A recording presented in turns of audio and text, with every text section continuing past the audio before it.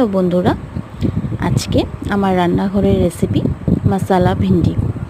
প্রথমে ঢেঁড়সগুলো টুকরো টুকরো করে কেটে তাতে নুন, হলুদ, লঙ্কা গুঁড়ো, লেবু এবং বেসন দিয়ে হালকা হাতে মেখে নেব।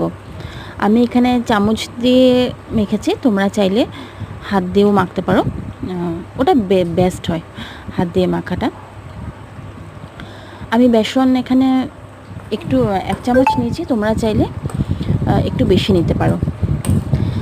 এরপর এটাকে ভালোভাবে মিক্সড করে সাইডে রেখে দেব। তারপর মিক্সিং জারে 2 টুকরো আদা, কাঁচা লঙ্কা পেস্ট করে নেব। এরপর কড়াইতে তেল গরম করে মেখে রাখা ঢেঁড়সগুলো হালকাভাবে ভেজে তুলে নেব। তারপর আবারও তেল গরম করে জিরে আর হিং ফোড়ন দেব। আমি এখানে হিং ইউজ করেছি, তোমরা চাইলে ইউজ নাও করতে পারো, কিন্তু ফ্লেভারটা ভালো লাগে তাই আমি দিলাম, সেটা অপশনাল কমপ্লিটলি। তারপর কুচনো পেঁয়াজ আর আদা আর কাঁচা লঙ্কার পেস্টটা দিয়ে ভালোভাবে ভেজে নেব। একটু ডিপ ফ্রাই করে নেব।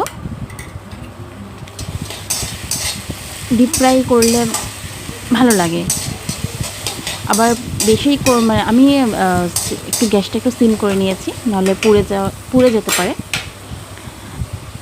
ভালোভাবে ভেজে নেব। তারপর আমি একটা টমেটো এখানে পেস্ট বানিয়ে রেখেছিলাম, সেটা অ্যাড করে আবারও ভালোভাবে ভেজে নেব যাতে টমেটোর কাঁচা গন্ধটা চলে যায়।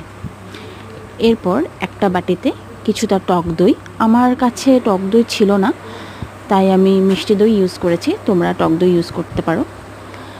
বিট নুন, সামান্য লঙ্কা গুঁড়ো আর জিরে গুঁড়ো দিয়ে ভালোভাবে মিক্সড করে পেঁয়াজের সাথে ফ্রাই করে নেব।